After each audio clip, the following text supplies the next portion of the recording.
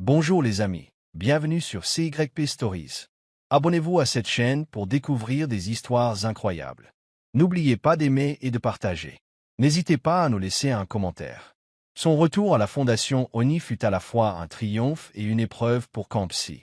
Désormais directrice générale, elle pénétra dans le bâtiment de verre non pas en tant que domestique ou assistante, mais en tant que leader. Pourtant, le fantôme de celle qu'elle avait été hantait encore les couloirs. Le personnel l'accueillit avec des sourires admiratifs, mais elle sentait les regards se poser sur elle.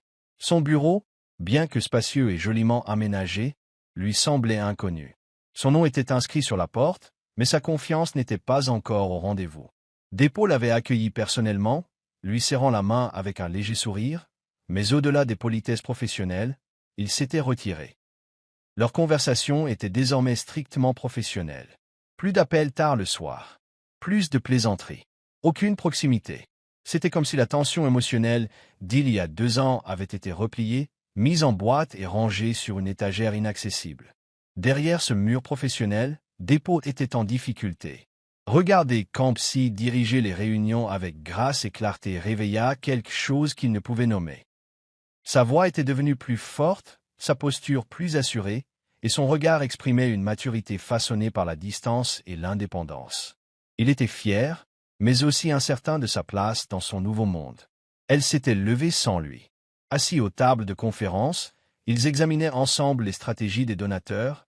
Leurs propos étaient cohérents, mais leur énergie restait glaciale. Mama Duke le remarqua. Elle observait de loin l'étincelle qui flottait autrefois entre eux vaciller doucement, incertaine de devoir la rallumer. Ce soir-là, elle dit sans détour à son fils au dîner, « Si tu continues à attendre qu'elle fasse le premier pas, tu la perdras à nouveau. » Et cette fois, elle ne t'attendra pas.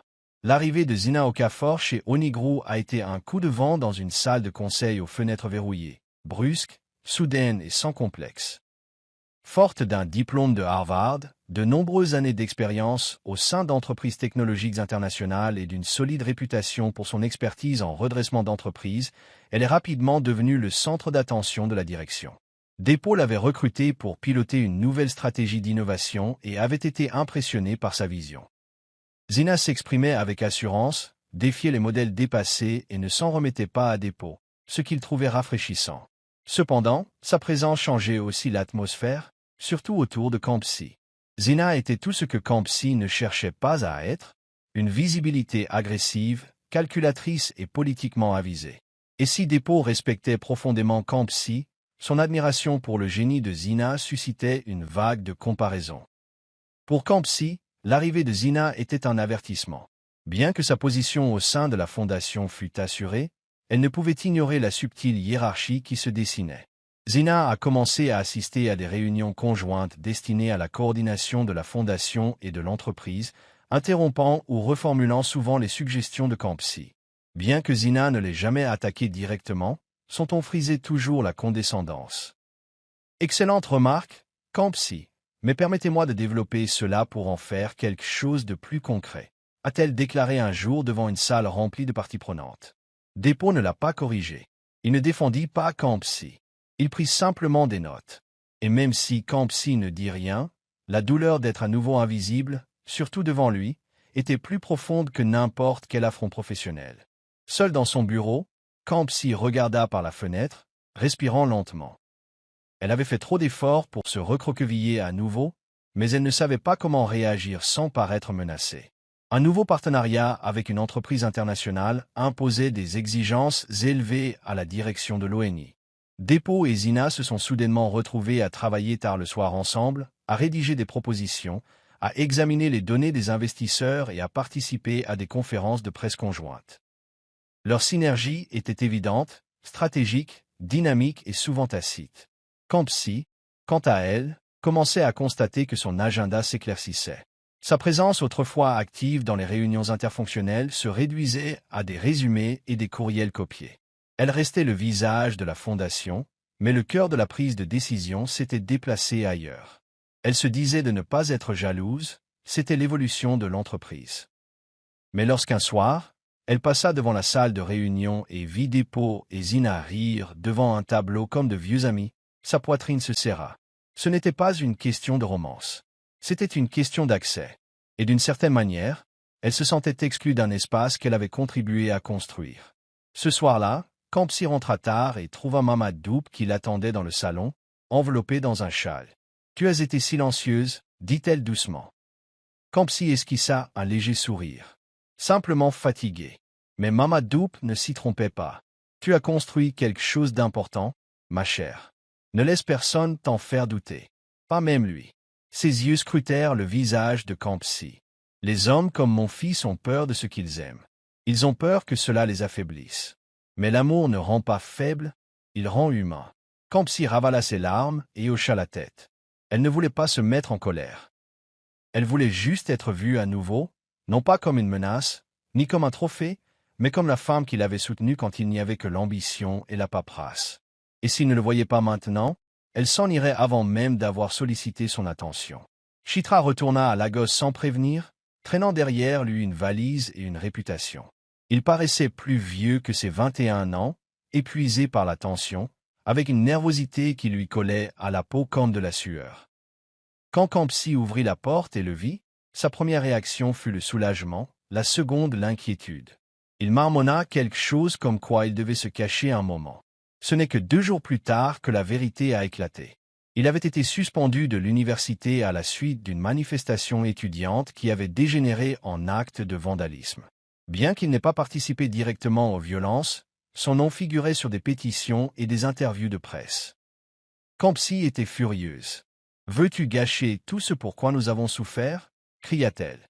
Mais Chitra, à vif et sur la défensive, riposta. « Tu crois que ton travail de fondation parfait te rend meilleur? Moi aussi, je vois au chapitre. » Leur dispute avait épuisé Campsie. Elle était assise dans la cuisine ce soir-là, les mains tremblantes. Elle avait travaillé si dur pour laver leur nom de famille, pour renaître des cendres de la réputation de leurs parents, et maintenant l'imprudence de Chitra menaçait tout. Dépôt, informé par Mama Doupe, proposa de lui parler. Ne lui mettez pas la pression, prévint Campsie. Mais Dépôt, autrefois tout aussi têtu, se reconnaissait en Chitra. Il invita le jeune homme à déjeuner au siège d'Onigrou et lui proposa un stage au service logistique. Chitra leva d'abord les yeux au ciel, puis accepta. Campsie, observant dans l'ombre, se demandait si son frère allait s'élever ou si son orgueil les détruirait tous les deux. Et quelque part en elle, une voix murmurait. Pourquoi Dépôt est-il le seul qui l'écoute? La première semaine de Chitra chez Onigrou fut un désastre. Il arriva en retard, se heurta à son supérieur et se moqua ouvertement du jargon de l'entreprise lors des réunions d'équipe. Les rumeurs se répandirent rapidement. « Qui a amené ce type » murmura l'un d'eux. Mais Dépôt ne le gronda pas. Au lieu de cela, il a invité Chitra à prendre un café et lui a raconté comment, à 19 ans, il avait perdu un compte de 3 millions de dollars à cause de son ego. L'humilité n'est pas le silence, a déclaré Dépôt. C'est la capacité d'apprendre même quand on pense savoir mieux. Les mots n'ont pas eu d'effet immédiat, mais ils ont semé la graine. Cet après-midi-là, Chitra s'est excusé auprès de son équipe et a demandé une nouvelle mission. À voix basse, Dépôt a dit à Campsie qu'il avait juste besoin d'espace pour progresser. Campsie ne le remercia pas, mais son regard s'attarda sur lui plus longtemps ce jour-là. Pendant ce temps, Xena présentait une nouvelle proposition de restructuration des programmes de sensibilisation de la Fondation, réduisant les initiatives rurales au profit de modèles urbains axés sur la technologie. Les chiffres étaient convaincants. La logique était logique. Mais Campsie a compris ce que d'autres n'avaient pas compris. Le plan anéantirait les communautés même que la Fondation était censée soutenir. Lors de la réunion exécutive suivante, elle a soulevé des objections. Mais Xena a répondu avec condescendance. Nous sommes là pour faire évoluer les choses, pas pour faire du sentimentalisme. Le conseil d'administration a acquiescé. Dépôt ne dit rien. Le cœur de Campsie se serra. Elle sortit de la pièce, la voix coincée dans sa gorge. La guerre n'était pas contre Xena. C'était contre le silence de Dépôt. Et dans ce silence, elle commença à se demander si l'homme qui avait autrefois perçu sa force n'était pas devenu aveugle. La salle de conférence était silencieuse mais tendue tandis que Campsie se levait pour présenter son plan d'expansion des actions rurales. Détaillé, concret et ancré dans la mission première de la Fondation, il s'agissait de faciliter l'accès aux soins et à l'éducation pour les communautés défavorisées. Pourtant, à la fin de son exposé, Xena se pencha en avant et feuilleta les pages avec un sourire amusé. « C'est noble, a-t-elle dit, mais pas évolutif. Les donateurs veulent des résultats pouvant être cartographiés sur un tableau de bord, et non des témoignages réconfortants de villages isolés. Quelques membres du conseil d'administration ont ri gênés. Campsie se raidit. Elle ouvrit la bouche pour répondre, mais Dépôt leva la main. Remettons cela à plus tard. Et comme ça, la conversation reprit son cours. Campsie s'assit, le cœur battant. Celle qui autrefois corrigeait les milliardaires se sentait désormais comme une jeune employée, sa voix affaiblie par le silence, surtout par le sien. Après la réunion, Campsie se retira dans son bureau et verrouilla la porte. Elle fixa le mur, retenant des larmes de frustration. Toute sa carrière avait consisté à prouver que ses origines ne limitaient pas ses possibilités, mais maintenant, elle avait l'impression que le système même qu'elle avait contribué à bâtir la poussait vers la sortie. L'évitement de Dépôt était pire que l'agressivité de Xena. Lorsqu'il passa enfin à son bureau ce soir-là, elle ne leva pas les yeux. « Si tu veux la laisser effacer tout ce pour quoi nous nous sommes battus, dis-le, murmura-t-elle. Il se tenait sur le seuil, partagé entre défendre sa neutralité et reconnaître sa douleur. « Je ne voulais pas paraître partial, proposa-t-il. Elle le regarda enfin dans les yeux. « Les préjugés ne sont pas un problème, Dépôt. Le silence s'assit. Cette nuit-là, Mamadou a appelé son fils d'une seule phrase au téléphone. « Viens. » Seul. Quand Dépôt arriva à son appartement, elle était assise dans son fauteuil, une tasse de tisane et un vieil album de famille ouvert sur les genoux. Elle resta silencieuse un instant, feuilletant simplement les pages jusqu'à tomber sur une photo de Dépôt enfant, debout aux côtés de son défunt père, raide et hésitant. « Tu as hérité de son génie, dit-elle doucement. Mais tu as aussi hérité de sa peur de laisser les gens s'approcher. » Dépôt détourna le regard, mais elle n'avait pas fini. « Campsie n'est pas une menace pour votre empire. Elle en est le fondement. Mais vous la perdrez sans cesse si vous continuez à protéger votre pouvoir au détriment de votre cœur. » Ces paroles percèrent le brouillard qui l'enveloppait. Elle avait raison. Il s'était plongé dans les feuilles de calcul et la stratégie, pensant que l'amour pouvait attendre le bon moment jusqu'à ce qu'il ne menace ni son leadership ni son image. Mais l'amour ne fonctionnait pas comme ça. Il exigeait de la vulnérabilité, du risque, et surtout, de la présence. Il pensait qu'en étant professionnel, il faisait preuve de respect. Mais ce dont Campsie avait besoin, c'était de son soutien, visible, indéfectible, voire désordonné si nécessaire.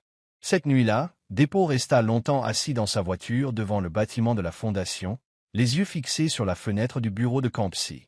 La lumière était éteinte, mais le message était clair. S'il ne parlait pas rapidement, le silence parlerait pour lui. Lorsque la nouvelle a éclaté qu'une vaste parcelle de terrain avait été donnée anonymement au nom de Campsie pour soutenir un pôle technologique communautaire, la Fondation a célébré l'annonce par des communiqués de presse et un enthousiasme débordant. Mais les applaudissements ont à peine cessé que les ennuis ont commencé. L'oncle Pascal, le demi-frère de son défunt père, est sorti de l'ombre avec de vieux documents fonciers et une réclamation légale. Cette terre a été volée au domaine familial, a-t-il aboyé lors d'une interview radiophonique en direct. Elle profite de la tromperie. Les médias ont immédiatement relayé l'information, jetant le doute sur l'ascension de Campsie. De vieilles blessures se sont rouvertes. Campsie se tenait dans son bureau, stupéfaite, tandis que son téléphone vibrait sans cesse sous les questions des journalistes, des administrateurs et même de ses amis. C'était un sentiment de déjà-vu, une fois de plus. Son nom de famille était traîné dans la boue. Le Dépôt s'est précipité à ses côtés avec son équipe juridique, lui offrant un soutien immédiat. Mais Campsie, sous le choc, a résisté. « Tu crois que m'envoyer des avocats changera leur regard sur moi ?» a-t-elle rétorqué. « Ils diront que j'avais besoin de toi pour me sauver. » Sa voix se brisa, et Dépôt marqua une pause, réalisant qu'elle ne combattait pas seulement Pascal, mais qu'elle luttait pour préserver sa propre légitimité. « Je crois en toi, Campsie, dit-il doucement. Ce n'est pas une question de culpabilité. C'est une question de vérité. » Mais elle n'était pas convaincue. Pour elle, ce n'était pas seulement une bataille juridique. C'était la résurgence d'un héritage de honte, de trahison et de perte qu'elle avait passé sa vie d'adulte à tenter d'enterrer. Et maintenant, ce héritage refait surface, menaçant de consumer tout ce qu'elle avait reconstruit. Le visage de Campsie était couvert d'articles dans les tabloïds, certains la qualifiant d'imposteuse, d'autres défendant sa réputation. Au sein de la fondation, les rumeurs allaient bon train. Quelques jeunes collaborateurs gardaient leur distance. Certains donateurs ont commencé à suspendre leurs contributions, invoquant un risque pour leur réputation. Ce fut un cauchemar. Dépôt a proposé d'organiser une conférence de presse et de garantir publiquement son intégrité, mais Campsie a secoué la tête. Si je ne peux plus me débrouiller seule maintenant, je ne le pourrai jamais. Pourtant, elle se sentait seule. Chaque regard dans le couloir, chaque raclement de gorge lors d'une réunion lui semblait un jugement. Même Mamaduc, qui tentait de la rassurer, ne parvenait pas à apaiser la honte qui enserrait Campsie comme un nœud coulant. Pire encore, Pascal porta plainte et la date du procès fut fixée en quelques semaines. Malgré l'insistance de Campsie, le dépôt chargea discrètement son avocat d'enquêter de manière indépendante sur les allégations de Pascal. « Fais-le à fond, dit-il, et fais-le sans qu'elle le sache, pour l'instant. » Il ne la protégeait pas parce qu'elle était faible, il la protégeait parce qu'il savait qu'elle ne demanderait pas d'aide, même si elle se noyait. Pendant ce temps, Chidora, observant depuis la ligne de touche, était de plus en plus furieux. Il avait autrefois reproché à sa sœur de vouloir être parfaite. Il voyait maintenant qu'elle essayait simplement de survivre. Déterminé à aider, il retourna au coffre-fort de leur défunt père, une malle poussiéreuse et patinée, remplie de papiers et de reçus datant d'il y a des années. Sous une enveloppe décolorée se trouvait un titre foncier, dont la signature ne correspondait pas. Ses mains tremblaient. Peut-être, juste peut-être, avait-il trouvé ce qui pouvait la sauver. Zena, flairant l'opportunité et le chaos, a approché le conseil d'administration avec une proposition qui a provoqué une onde de choc au sein de la fondation. Démettre temporairement Campsie de ses fonctions jusqu'à la résolution de l'affaire juridique. C'est une question d'apparence. Elle le disait avec la même précision d'entreprise qui lui avait valu ses faveurs depuis des mois. Certains membres du conseil hochèrent la tête à contre-cœur. D'autres s'agitèrent, mal à l'aise. Mais avant que la motion ne prenne de l'ampleur, Dapo s'est levé. Et pour la première fois depuis longtemps, il n'a pas hésité. Non, Campsie reste. Son leadership est incontestable. C'est grâce à elle que cette fondation jouit d'une telle confiance. Sa voix transperça la pièce comme une lame. Le silence retomba sur le plateau. Zena croisa les mains, surprise mais sereine. C'est noté, dit-elle, même si son expression trahissait sa déception. La nouvelle de la défense publique de Dapo se répandit rapidement parmi le personnel, dans la presse et jusqu'à Campsie elle-même. Lorsqu'il entra dans son bureau plus tard dans la journée, elle l'attendait. « Pourquoi maintenant » demanda-t-elle doucement. Dapo prit une inspiration. « Parce que tu as défendu cette fondation. Pour nous, pour tout ce qui compte. Et je laisse la peur me faire taire. Mais plus maintenant. » Elle ne pleurait plus. Elle ne le serrait plus dans ses bras. Elle hocha simplement la tête, le cœur gonflé d'un mélange de gratitude et de tristesse.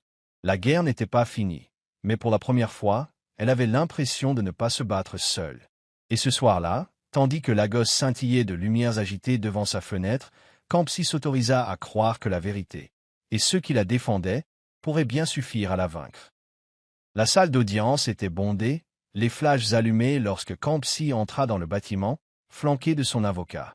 L'oncle Pascal était assis sur le banc d'en face, un sourire suffisant, vêtu d'une ample ligbata et dégageant une fausse assurance.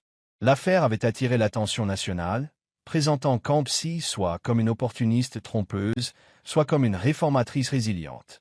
La tension était insoutenable. Mais au moment même où l'équipe juridique de Pascal entamait sa plaidoirie, un nouveau document, déposé anonymement et authentifié quelques heures plus tôt, apparut dans le dossier du juge. Il contenait les détails du transfert de terrain, les dates et, plus grave encore, une signature de Pascal qui ne correspondait à aucun document antérieur. La contrefaçon était irréfutable. Alors que des murmures emplissaient la salle d'audience, le juge déclara la donation de terre valide et rejeta la demande de Pascal avec préjudice. Campsie resta figée, incrédule. Ce n'est qu'au coup de marteau qu'elle reprit son souffle. Plus tard dans la soirée, chez lui, Chidra finit par avouer.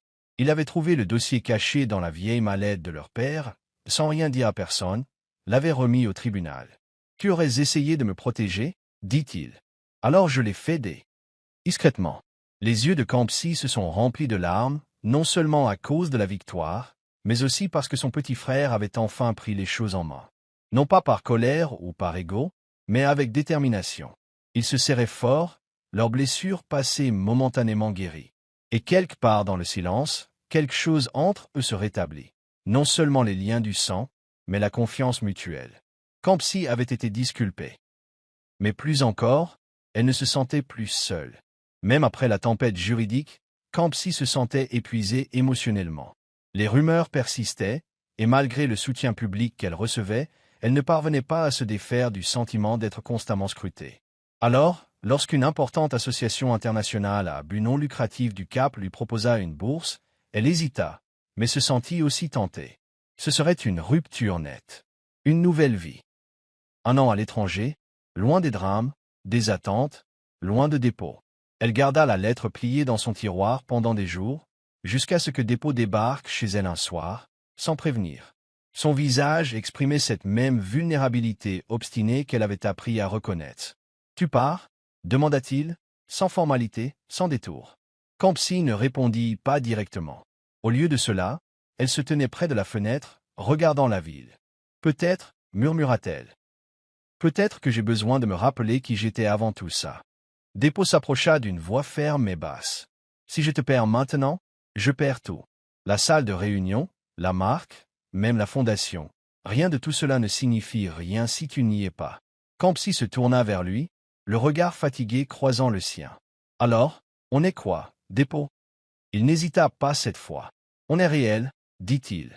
Et j'ai été lâche de ne pas le dire. » L'atmosphère entre eux s'est épaissie et, pour la première fois depuis leur retrouvaille, les murs se sont effondrés. Ce n'était pas un scénario romantique.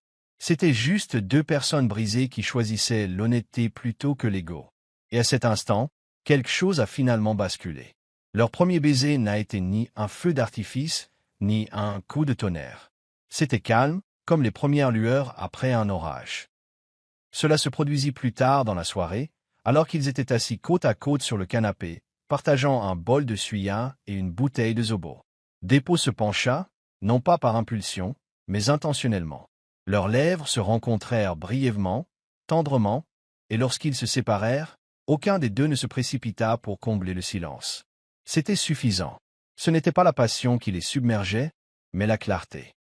Campsie posa sa tête sur son épaule, l'espace d'un instant, ils respirèrent simplement ensemble. Des années de distance, de malentendus, d'occasions manquées, tout cela s'effondra dans le silence. Ce n'était pas le début d'un conte de fées, mais le prochain chapitre d'une histoire enfin enracinée. Dans les jours qui suivirent, ils n'annoncèrent pas leur relation. Ils avancèrent prudemment, avec une intention discrète. Dépôt annula quelques réunions internationales pour être plus souvent présent à la Fondation. Il commença à assister aux séances de stratégie de Campsie, non pas comme son patron, mais comme son partenaire. Il écoutait davantage, corrigeait moins. Pendant ce temps, Campsie retrouvait un rythme qu'elle pensait avoir perdu. Elle rit davantage, dormit plus profondément et, pour la première fois, commença à encadrer des jeunes femmes qui lui ressemblaient, ambitieuses, ignorées, sous-estimées. Et même si elle n'avait pas officiellement rejeté l'offre de bourse, elle la transportait désormais dans son sac sans urgence. Car pour la première fois depuis longtemps, elle avait l'impression d'être déjà là où elle devait être. Leur relation s'est épanouie discrètement, mais sans pour autant perdre son impact. Le regard de Dépôt sur Campsie lors des réunions, la façon dont il s'en remettait à elle sur les questions communautaires, la façon dont elle le corrigeait sans crainte, tout cela envoyait un message plus fort que n'importe quel communiqué de presse. En interne, le groupe ONI est devenu plus équilibré, ses politiques s'orientant vers l'équité, l'innovation rurale et l'inclusion des jeunes. Dépôt et Campsie n'affichaient pas leurs liens, mais la synergie entre eux était devenue impossible à ignorer. Même Chitra remarqua le changement. Sa sœur ne portait plus seule le fardeau du leadership, et Dépôt, autrefois robotique dans sa perfection, était devenu plus humain. C'était subtil, mais profond. Campsie a lancé un programme pilote intitulé TechRoute, un centre de formation informatique mobile pour les écoles secondaires rurales. C'était son idée, mais Dépôt s'est assuré du soutien total des entreprises. Ils ont visité ensemble le premier site d'activation dans l'État d'Auguin, s'adressant aux élèves sous un manguier tandis que des ordinateurs portables étaient distribués. Le sourire des enfants, l'espoir dans leurs yeux, ont fait pleurer Campsie. Après l'événement, alors qu'il retournait à la voiture, Dépôt a glissé ses doigts entre les siens. « C'est ce que nous sommes censés faire » dit-il doucement. Elle ne répondit pas. Son sourire suffisait. Car enfin, il ne se contentait plus de bâtir une entreprise. Il construisait une vie qui avait un impact. Xena convoquait Depot and Prive. Elle était restée distante pendant des semaines, évitant les conversations inutiles et se concentrant uniquement sur la transition de ses projets. Cet après-midi-là, elle entra dans son bureau avec une lettre de démission. « J'ai fait ce que je voulais faire ici », dit-elle d'une voix calme mais sincère. Depot lut la lettre, puis leva les yeux. « Pourquoi maintenant » demanda-t-il. Xena esquissa un léger sourire. « Parce que je ne suis plus nécessaire ici. Et parce que la version de toi qui m'impressionnait n'est plus celle de l'homme assis en face de moi. Elle t'a rendu meilleur. Nous le voyons tous. Et c'est tant mieux. » Pour une fois, il n'y avait aucune rivalité dans son ton. Juste la vérité. Depot se leva, lui tendit la main, et elle la serra avec grâce. Après le départ de Xena, Depot se surprit à réfléchir. Il entra dans la salle de planification de la fondation et vit Kance encadrer un groupe de stagiaires, expliquant les échéanciers avec un mélange de précision et de rire. Elle leva les yeux, croisa son regard et sourit. Il n'avait pas besoin qu'elle change. Elle l'avait transformée. Et c'est ce que Xena avait compris. Une véritable transformation n'est pas bruyante. Elle est progressive. Ce soir-là, il entra dans son bureau, sortit un journal que Mama Dupe lui avait offert des années plus tôt et se mit enfin à écrire. Il ne savait pas où la plume le mènerait. Mais pour la première fois, il était prêt à écrire une histoire qui ne parlerait ni de contrôle ni de réussite, mais de partenariat, de courage et d'amour qui perdurent au-delà du pouvoir. La santé de Mama Dupe déclina lentement, tel un coucher de soleil refusant de s'abandonner. Au début, elle souffrait d'oubli, de rendez-vous oubliés, de fatigue occasionnelle. Mais lorsqu'elle s'évanouit un matin en s'occupant de son jardin, Kance insista pour un bilan de santé complet. Le diagnostic était désolant, une insuffisance cardiaque avancée. Les médecins parlaient avec douceur, prescrivant des médicaments et recommandant un minimum de stress, mais Kance percevait leur ton optimiste. Elle emménagea temporairement chez Oni, réorganisant son emploi du temps pour être présente, et devint rapidement la principale soignante de Mama Dupe. La matriarche, autrefois royale, autoritaire et inébranlable, avait désormais besoin d'aide pour marcher, manger et même se laver. Pourtant, son esprit restait vif. « Si je dois partir, dit-elle un soir à Kance, je veux partir entouré de gens qui rendent la vie digne d'être vécue. » Depot, bouleversé par la nouvelle, devint plus silencieux que d'habitude. Il rendait visite à sa mère tous les jours, mais peinait à accepter sa fragilité. Souvent, il se tenait près de la porte tandis que Kance lui lisait de vieux recueils de poésie yoruba ou lui massait les pieds gonflés avec un baume aux herbes. Un après-midi, alors que Mama Dupe s'assoupissait après une quinte de tout particulièrement douloureuse, Kance s'assit à côté d'elle, les larmes aux yeux. Depot entra silencieusement et la vit tenir la main de sa mère. Cette image lui resta gravée dans la mémoire. Plus tard dans la nuit, Depot s'assit au bord de son lit, incapable de dormir, et murmura dans l'obscurité. Comment dire au revoir à la personne qui vous a appris à ne jamais montrer de faiblesse? La réponse, il l'apprendrait bientôt, n'avait rien à voir avec la force, mais avec l'amour. Par un chaud vendredi après-midi, la maison était silencieuse. Maman Dupe était allongée sur des coussins, son foulard crème préféré délicatement enroulé autour de la tête. Depot était assis à côté d'elle, les yeux rouges mais secs. Kance s'attardait près de la fenêtre, ne voulant pas interrompre le moment. Mama Dupe regarda son fils et sourit faiblement. « Tu sais, dit-elle d'une voix à peine plus forte qu'un murmure, j'ai craint autrefois que tu meures seul, entouré de verre et d'or, mais sans aucun battement de cœur à proximité. » Depot baissa la tête. « Tu avais raison. J'ai failli le faire. » Elle fit un faible geste vers sa table de chevet. « Il y a quelque chose pour toi là-dedans. » Il l'ouvrit et trouva un collier délicat, vieilli mais préservé, avec un pendentif en corail qui scintillait au soleil de l'après-midi. « Elle me l'a offert quand j'ai épousé ton père, » dit-elle, le souffle court. « Je l'ai gardé toutes ces années, en attendant la femme qui me rappellerait à quoi devrait ressembler un partenariat. » Depot regarda Kance, et Mama Dupe suivit son regard. « Elle te punit, mon fils. Ne résiste plus. » Ces paroles se répandirent dans la pièce comme de l'encens sacré. Kance s'approcha du lit et Mama Dupe plaça le collier dans sa paume, refermant ses mains sur les siennes. « Ceci est à toi maintenant, » murmura-t-elle. Il ne s'agissait pas de bijoux, mais d'un héritage transmis d'une femme qui avait porté amour et silence à une autre qui l'avait mérité avec grâce. Et à cet instant, toute la douleur, les combats, les doutes s'évanouirent, ne laissant derrière eux que la gratitude et le poids de l'adieu. 2 semaines plus tard, Mama Dup s'éteignit doucement dans son sommeil, sa poitrine se soulevant et s'abaissant une dernière fois, comme une feuille s'abandonnant au vent. La maison semblait immédiatement différente, plus calme, plus lourde, plus sacrée. Dépôt trouva son journal près de son lit, ouvert à une page où l'on pouvait lire. Si je ne peux pas voir la récolte, au moins j'ai planté la graine. Les funérailles furent intimes mais dignes, rassemblant familles, dignitaires et amis de tout le Nigeria. Kans a participé à l'organisation de l'événement, choisissant des fleurs d'Aeso Ebi à la lavande douce et des compositions florales d'hibiscus blanc, le préféré de Mama Dup. Dépôt a prononcé l'éloge funèbre d'une voix tremblante, révélant son âme pour la première fois en public. Ma mère m'a appris à construire.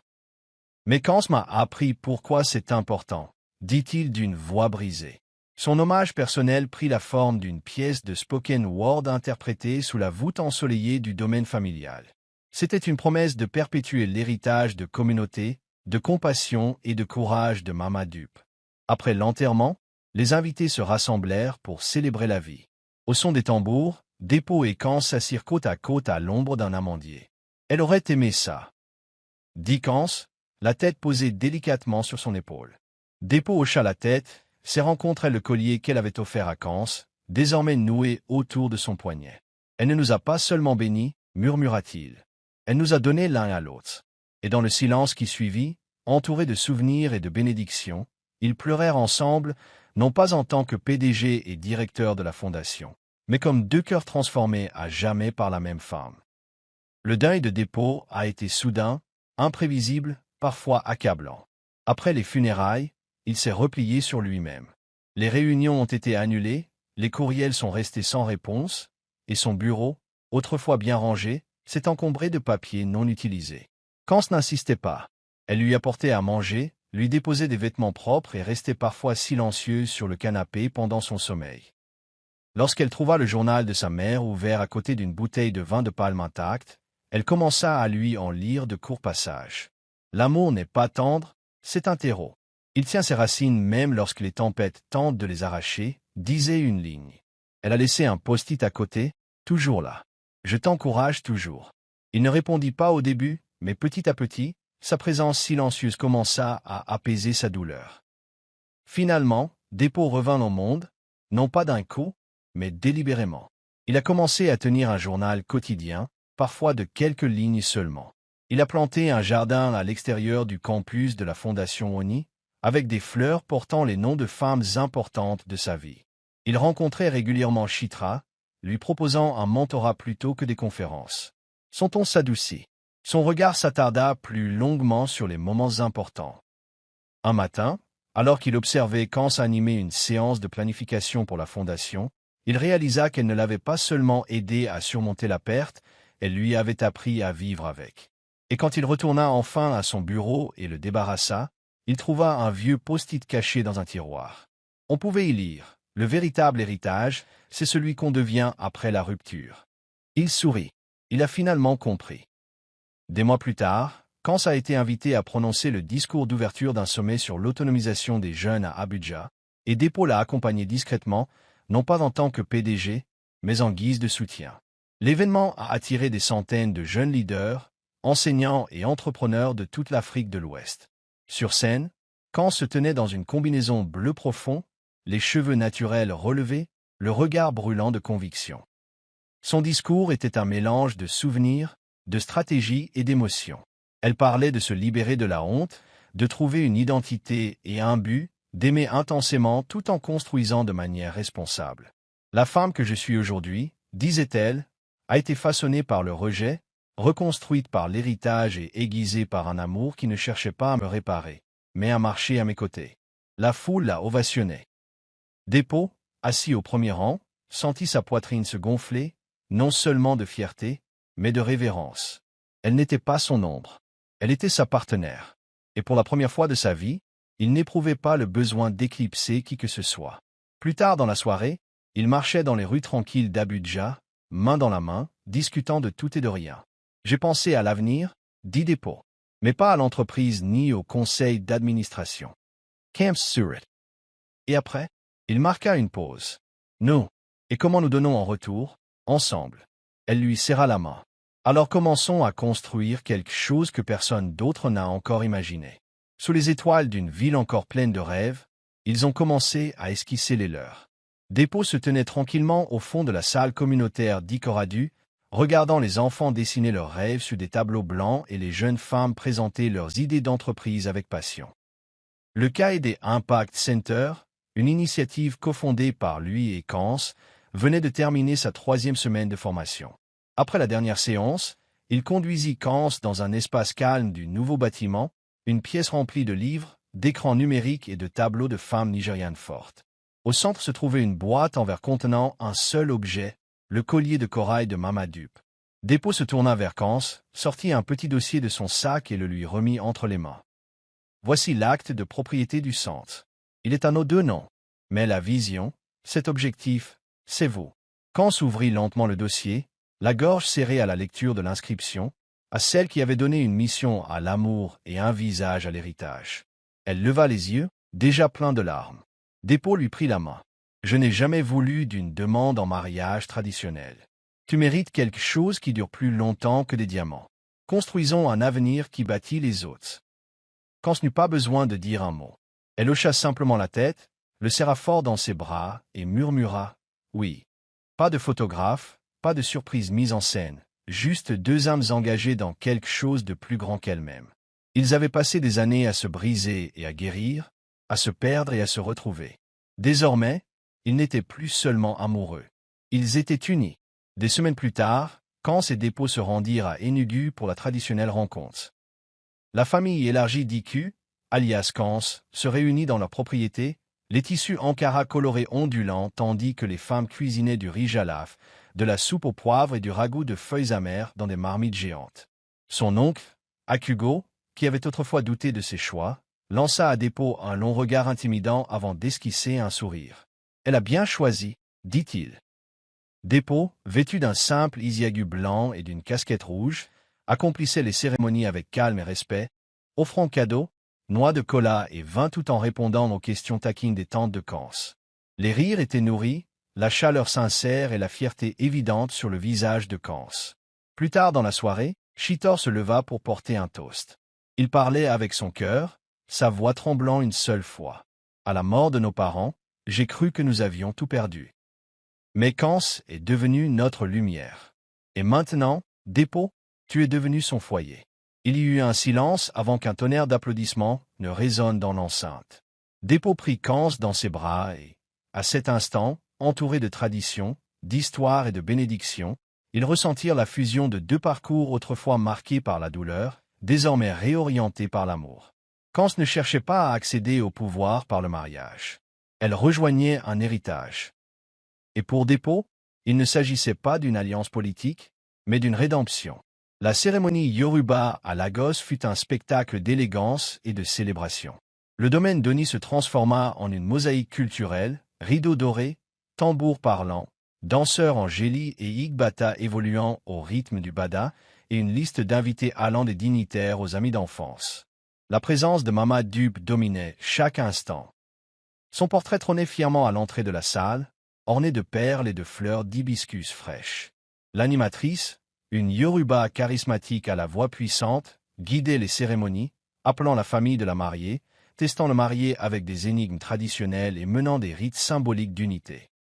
Lorsque Dépôt s'agenouilla pour offrir du vin de palme à Kans, il leva les yeux vers elle, non seulement comme un homme en quête d'amour, mais comme un fils honorant la femme qui les avait un jour réunis en enfermant 2 âmes dans une pièce. « Ta mère serait si fière » murmura Kans après lui avoir pris la tasse. « Elle est là » répondit Dépôt. « Et tout ce que nous devenons. » Tandis que les batteurs enchaînaient des rythmes endiablés et que la piste de danse vibre.